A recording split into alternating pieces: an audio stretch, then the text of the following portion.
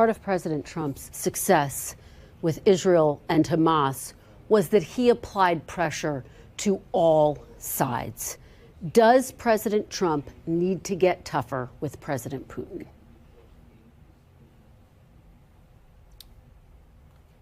Yes, and even more, because Putin is something similar, but more strong than Hamas. It's more bigger war, and he is the second army in the world, and that's why more pressure. This is my video update on this Monday midday, October the 20th, coming to you from Nicosia, Cyprus. Let's talk about some news, and let's start things off with the brazen daytime robbery that took place at the Louvre Museum. A whole bunch of Napoleon's jewels were stolen yesterday. Where was little Napoleon yesterday? Where was he? Oh man, 7 minutes is all that was needed to steal Napoleon's jewelries from the Paris Museum. In just 7 brazen minutes, thieves grabbed priceless jewels from the Louvre. The robbers employed a portable electric ladder to break into the second floor wing of the Paris Museum that holds the French crown jewels. 9 pieces of Napoleon's and his Empress's jewelry were stolen. 9 pieces, including a necklace, a tiara, a brooch. In just 7 minutes, these jewels were stolen. The thieves, they smashed windows, used a cherry picker to reach the targeted Apollo gallery. Some even wore staff uniforms.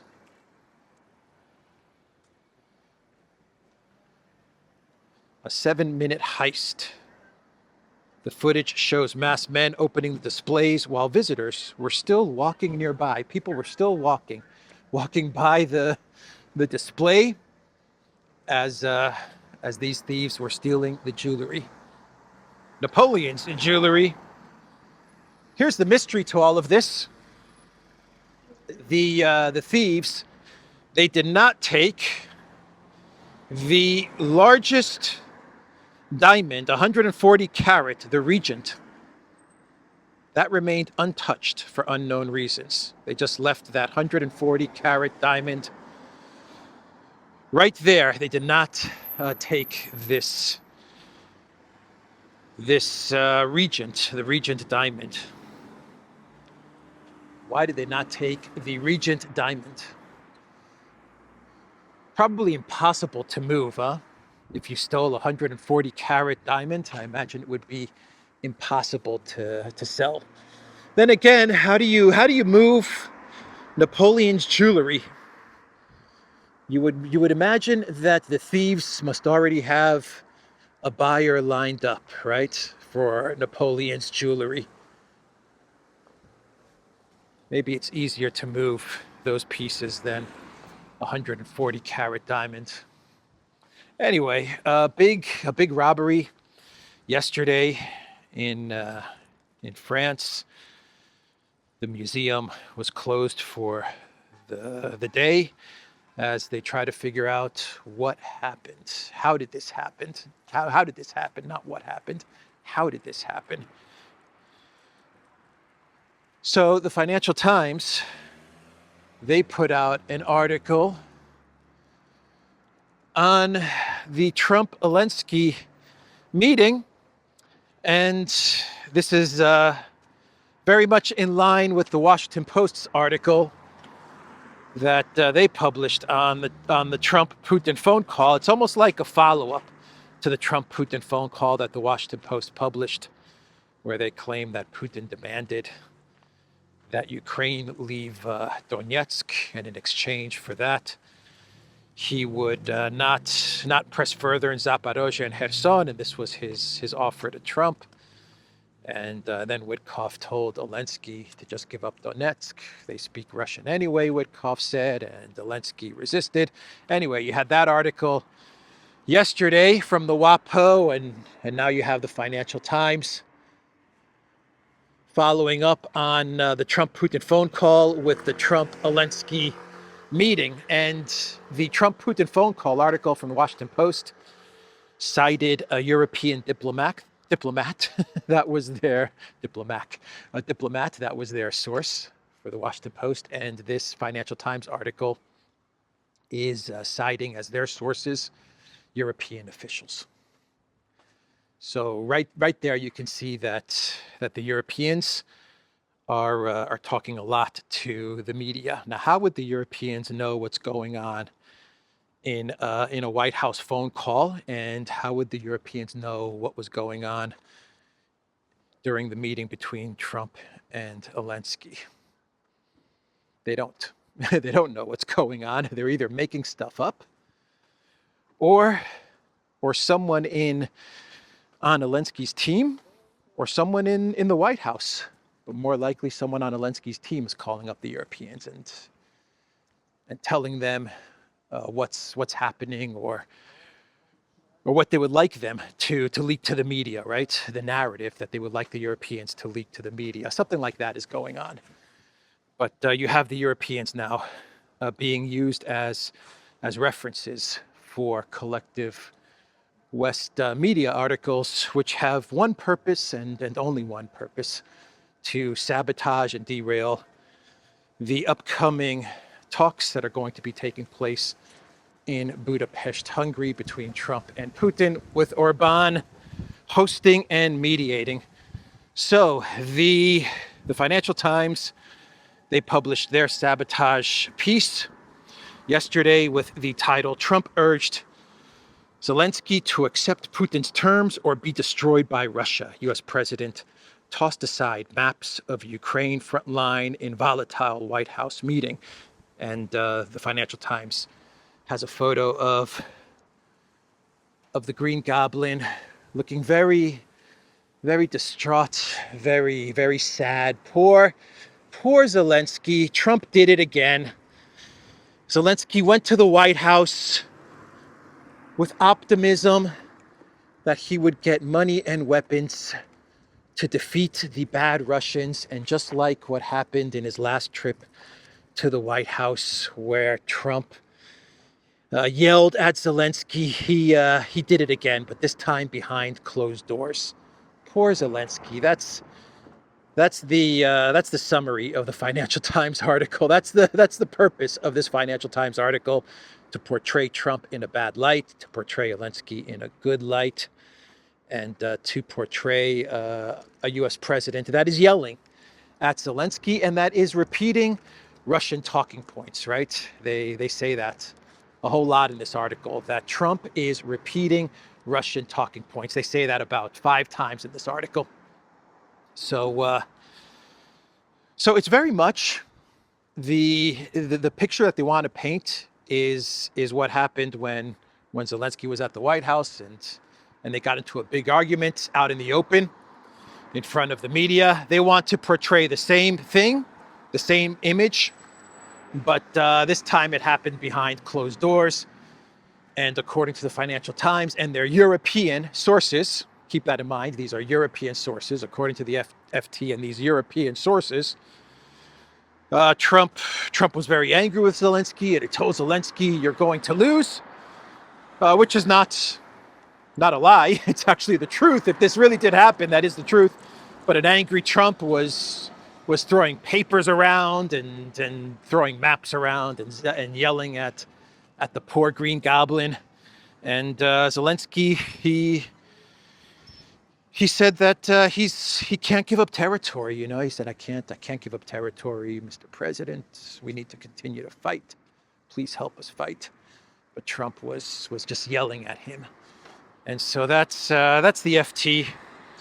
According to a European official with knowledge of the meeting, Trump said to Zelensky that Putin had told him The conflict was a special operation, not even a war, adding that the Ukrainian leader needed to cut a deal or face destruction. The official said that Trump told Zelensky he was losing the war, warning if Putin wants it, he will destroy you. How would a European official know any of this? How would a European official in Europe, a European official, or even a European official, a diplomat in the United States, how would they know what is going on in a White House, a private, closed-door White House meeting? They wouldn't. This is narrative spin. It's either fake or it's Ukraine calling the Europeans, Zelensky's team that traveled to the United States, calling the Europeans and telling the Europeans, this is what we want you to leak to the media. This is how it went down at the White House, using their script writing imagination. They tell the Europeans, this is how it went down in the White House, so this is what we want you to leak to the media. And that's what they're doing. They're leaking all of this to the media. But it is a special military operation. That's true. That is true. But it's Trump, according to Financial Times, buying into Putin's talking points. They say that a lot in this article. At one point in the meeting, the US president threw Ukraine's maps of the battlefield to one side. The officials familiar with the encounter said, how would they know this? How would someone know this if they were not in the room? How would they know that Trump threw maps to one side? This is just nonsense, man. According to the official, Trump said he was sick of seeing the map of the front line of Ukraine again and again. This red line, I don't even know where this is. I've never been there, Trump said, according to the official. Trump also said that Russia's economy is doing great. It is. The official said in a sharp contrast to his recent public remarks in which he urged Putin to negotiate because the economy is going to collapse. Trump's belligerent repetition of Putin's rhetoric on Friday dashed hopes among many of Ukraine's European allies that he could be convinced to increase support to Kiev. There it is. That paragraph says it all. European propaganda is what this is. Dashed hopes that Trump would give more money to Ukraine, which really means more money to the Europeans, right? That's what this is all about. They dashed hopes. This dashed hopes that more money would go to Project Ukraine, which means going to NATO and Europe and all of that. So that's what they're upset about, the Europeans, and that's why they're coming up with these stories, these narratives, and it's all being leaked to the Financial Times. And it's basically warning Trump, man. It's warning Trump, don't you dare leave Project Ukraine, or else we're going to brand you as a Putin puppet, like you haven't heard that a million times before. We're going to say that you're just parroting Putin's propaganda and Putin's talking points, as if we haven't heard that 1,000 times before as well. But anyway, that's the threat that they're pretty much making towards Trump with this article, with this leak. 3 other European officials briefed on the White House discussions confirmed that Trump had spent much of the meeting lecturing Zelensky, repeating Putin's arguments about the conflict and urging him to accept the Russian proposal. Zelensky was very negative following the meeting, according to one of the officials, adding that European leaders were not optimistic but pragmatic with planning next steps. Yeah, so Zelensky called up Stube and told him how upset he was that he didn't get the money or the tomahawks or anything like that, or more weapons or whatever. Mr. Stube, meeting did not go well. Mr. Trump, he give me no money. What will I do? So yeah, that was Podolyak, though. He is having fun in D.C. Right, Podolyak? Yes, Mr. President, I'm having a great time in the United States of America. Anyway, that was the Financial Times article. By the way, Zelensky said that he feels like he's not welcome in the United States of America. I don't know where this quote came from, but it's going all around social media. So I haven't been able to track down this exact quote where Zelensky says that he feels he's not welcome in the United States, but anyway, that's the quote. He's not welcome in the United States. He feels he feels no longer welcome in the United States. Yeah, I think that's a pretty accurate assessment if this quote is true. I don't think the people of the United States of America are welcoming Zelensky anymore.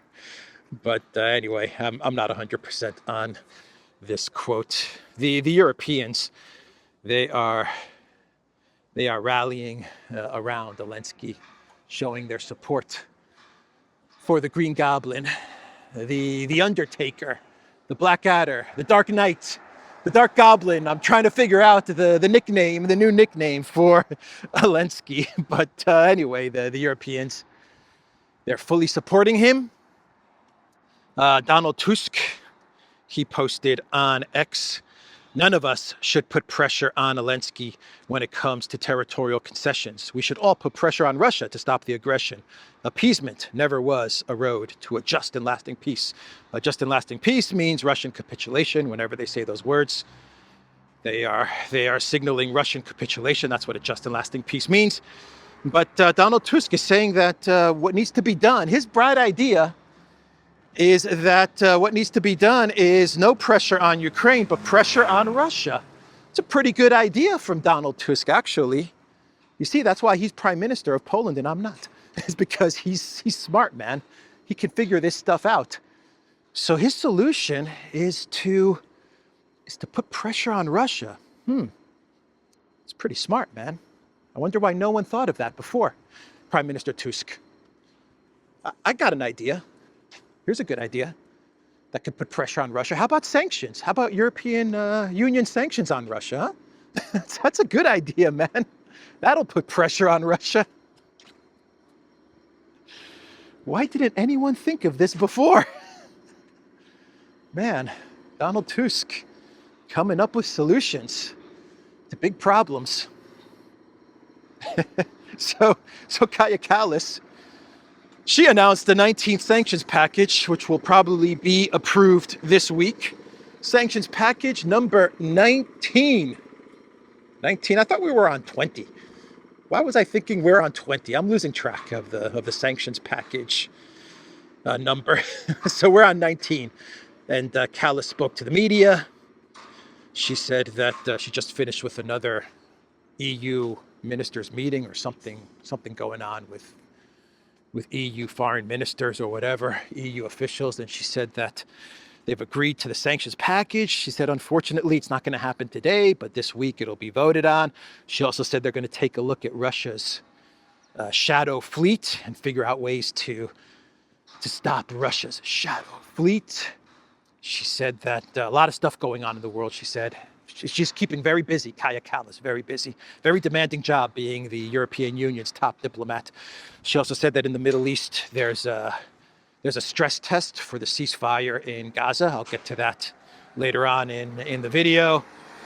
And then she said that the EU is continuing to target China, right? Yeah, the EU is very upset with China because she says that China is monopolizing, weaponizing, not monopolizing. Well, they do have a monopoly, but they're also weaponizing the supply chain.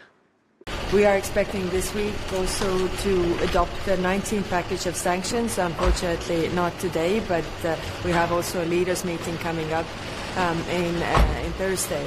And then what more can we do also regarding the shadow fleet? We are discussing with the member states how to better coordinate our actions regarding the shadow fleet.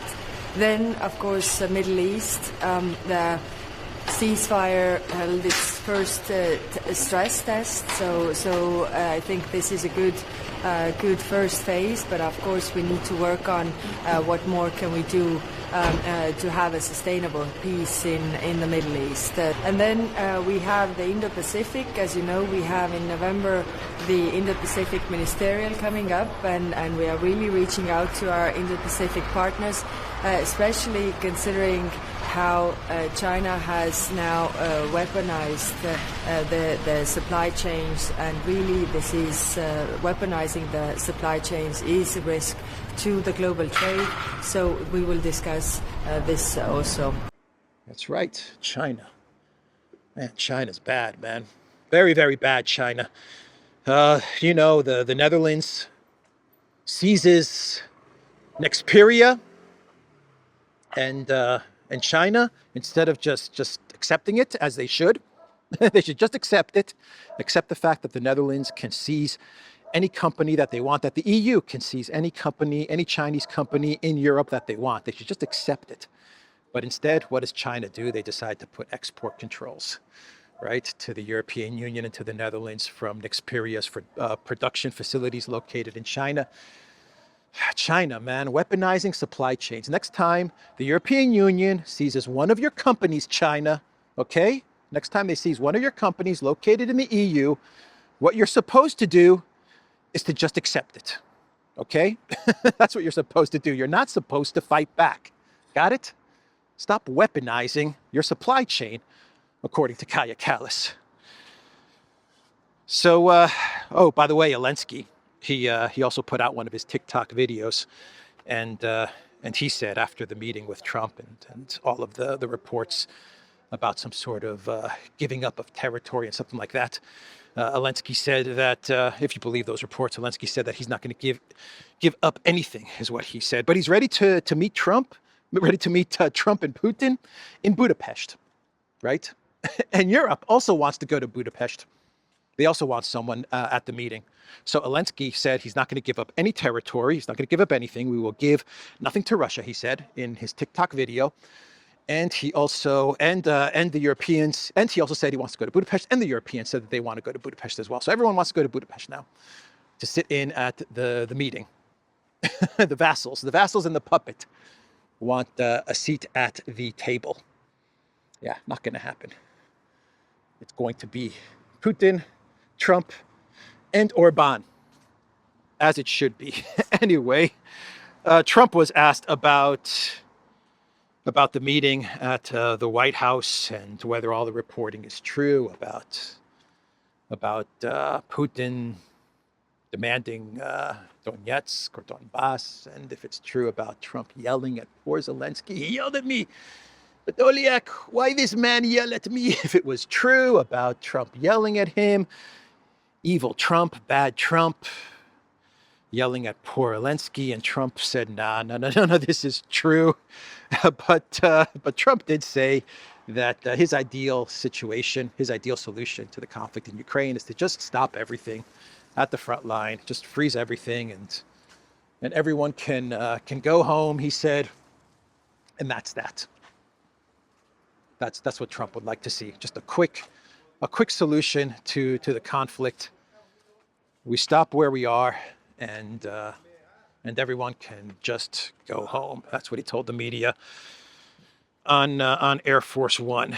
He said, let it be cut the way it is. It's cut up right now. I think 78% of the land is already taken by Russia. They can negotiate something later on down the line. Yeah, Friday you said you had a cordial meeting with President Zelensky. During that meeting, did you tell him he needed to cede all of the Donbass region to Russia? No, we never discussed it. We think that what they should do is just stop at the lines where they are, the battle lines. You have a battle line right now.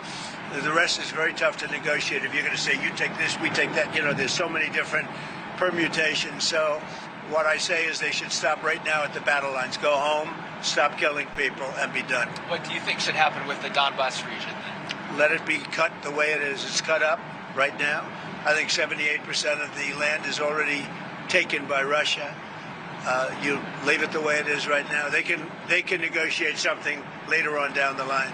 But I said, cut and stop at the battle line, go home, stop fighting, stop killing people. Yeah, Trump just wants to, let's get into the shade. Trump just wants to be done with this, right? He just wants a temporary ceasefire, something to last for 6 months or a year or 3 years, whatever. Get him through the midterms, maybe get him through his presidency.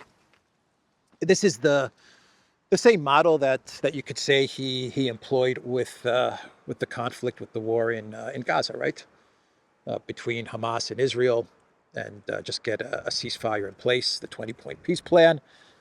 And everyone understands that the conflict is going to start up again in the future, but you get a temporary pause, and Trump can say that he stopped a war, right? Another war. So he can do the same thing with Russia and Ukraine. get them to pause, to stop, ceasefire, whatever, wherever they are on the front lines. They all go home, and then this can be negotiated later on, which is not going to satisfy Russia. Russia wants root causes to be addressed. Period. They're not looking for a temporary ceasefire or anything like that. So they are still very far off. If you go by what Trump is saying to the media, if you go by these statements and what Putin and Russia are saying, they're still very, very far off as far as how they see some sort of a deal in the conflict in Ukraine. So they have a couple of weeks to bridge those gaps.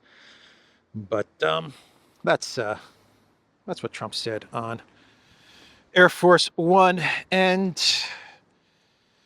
Fico, he issued a statement about what goes on during the EU summit meetings.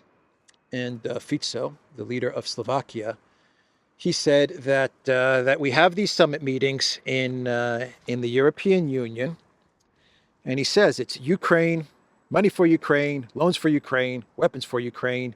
Maybe if we have time, then EU competitiveness. That's what Fico said. It's just basically all Ukraine. Ukraine, Ukraine, Ukraine, money for Ukraine, money to Zelensky, weapons to Zelensky. Weapons to Ukraine, Russia bad, Putin bad. And then maybe towards the end of the meeting, a couple of minutes is dedicated to the European Union, to competitiveness, right? That's what Fico said during his statement. So interesting admission, revelation from Fico. And yesterday, I think we got another boat that was annihilated in the Caribbean. This would make it the seventh boat that has been destroyed in the Caribbean, with 3 people being killed on board this boat, which the Pentagon and the Department of War, they claim that this boat was smuggling drugs for Colombian rebels.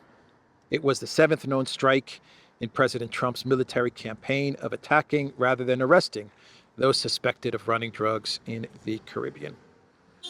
At this time, we're talking about a Colombian rebels smuggling drugs. We're not talking about Venezuelan drug smugglers, allegedly. Now we're talking about Colombia. And at the time of the announcement of the annihilation of this boat, I believe the boat was destroyed on the 17th or the 18th, but they announced it yesterday, the Department of War. So as this was announced by Hegseth and his Department of War, Trump posted on Truth Social a very angry post towards Colombia and President Gustavo Petro. And I will read you what Trump posted on Truth Social. President Gustavo Petro of Colombia is an illegal drug leader, strongly encouraging the massive production of drugs in big and small fields all over Colombia. It has become the biggest business in Colombia by far, and Petro does nothing to stop it, despite large-scale payments and subsidies from the USA that are nothing more than a long-term ripoff of America. As of today, these payments or any other form of payment or subsidies will no longer be made to Colombia. The purpose of this drug production is the sale of massive amounts of product into the United States, causing death, destruction, and havoc. Petro, a low-rated and very unpopular leader with a fresh mouth towards America, better close up these killing fields immediately, or the United States will close them up for him, and it won't be done nicely. Thank you for your attention to this matter, President Donald J. Trump. Keep in mind that Petro, during the UN General Assembly meeting that took place a couple of weeks ago, had his visa revoked by the Department of State, Marco Rubio, because of what he was saying against Netanyahu in Israel. During Netanyahu's speech, Petro was protesting, and he said something along the lines of, if I remember correctly, towards the U.S. military that was there, or U.S. Police officers, or something like that. They were at the protest where Petro was speaking, and he told them to defect or to turn against the government or something like that. And And Marco Rubio, he then revoked Petro's U.S. visa, the president of Colombia. So anyway, that happened a couple of weeks ago. I talked about it in a video update. But very vocal, the Colombian president, against Netanyahu and against Israel and the genocide in Gaza. So he's been very, very outspoken about that. He got his visa revoked. And now Trump is talking about Petro and Colombia and the drug trade.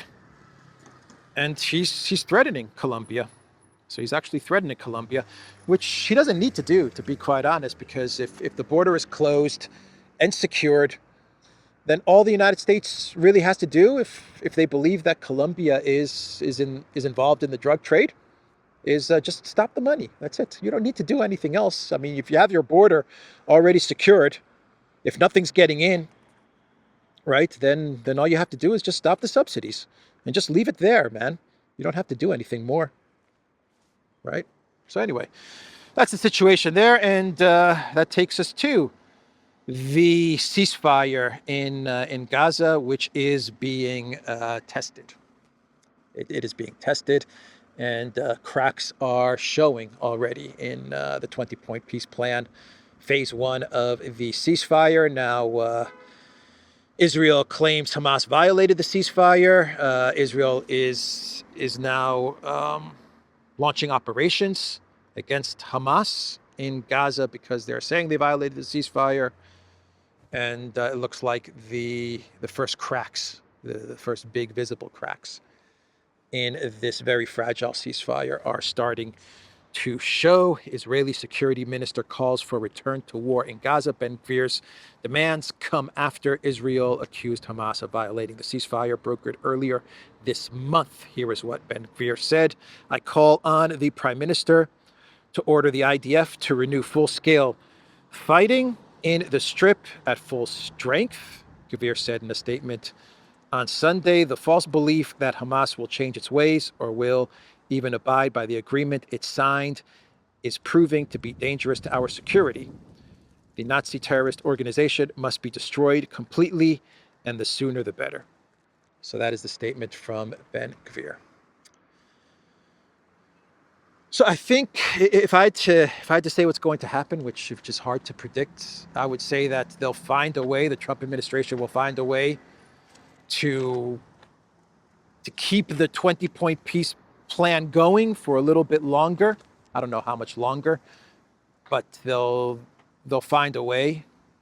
And we'll go through more stress tests, as Kallas put it, more stress tests of the ceasefire and the 20-point peace plan. Eventually, the cracks will just be too many, and it'll fall apart. I don't know how long this will last, or how many tests the ceasefire can take until it just completely falls apart. But I think we're seeing the first big test of the peace plan. And keep in mind, we're only on phase 1. We haven't even started on the difficult part, which is Hamas disarming, and phase 2 of the peace plan.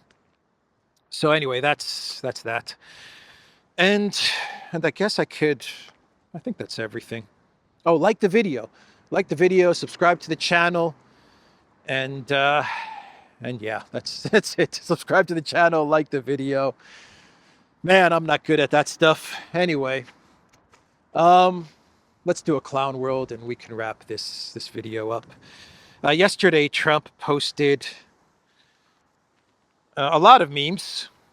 Not his memes, but he posted these memes, or maybe he created these memes, I don't know. With AI, it's hard to tell anymore. But anyway, the one meme that I talked about yesterday during the No Kings protests was fine. Trump wearing the Burger King hat, and Pelosi kneeling down to King Trump. The funny part about that meme was that Vance posted it on Blue Sky, which is the Democrat ex-clone platform. And okay, fine, no worries there. A bit of trolling from the vice president, a harmless meme. But yesterday's meme that Trump pinned on Truth Social, That one, I think, was a bit too much. Definitely, in my opinion, is a bit too much. This one should not have been posted, if you want my opinion, because you shouldn't have the President of the United States in a fighter jet, which is what this meme was. He's in a fighter jet, and he has his Burger King hat on, and he's dropping.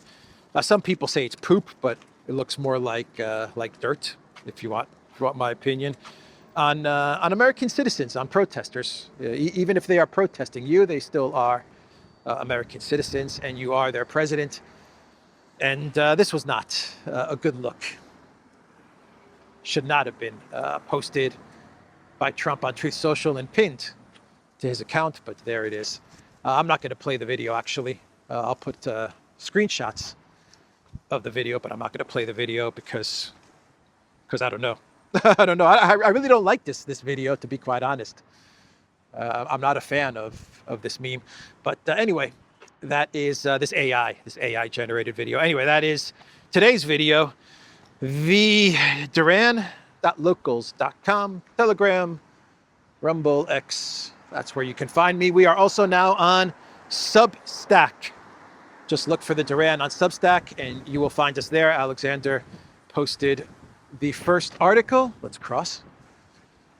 The first full article on Substack. That article also gets posted on Locals as well. So all of the articles that we are now writing, or that we are planning to write, will be on theduran.locals.com, and you can also find them on Substack as well. So I will see everybody tomorrow. Take care.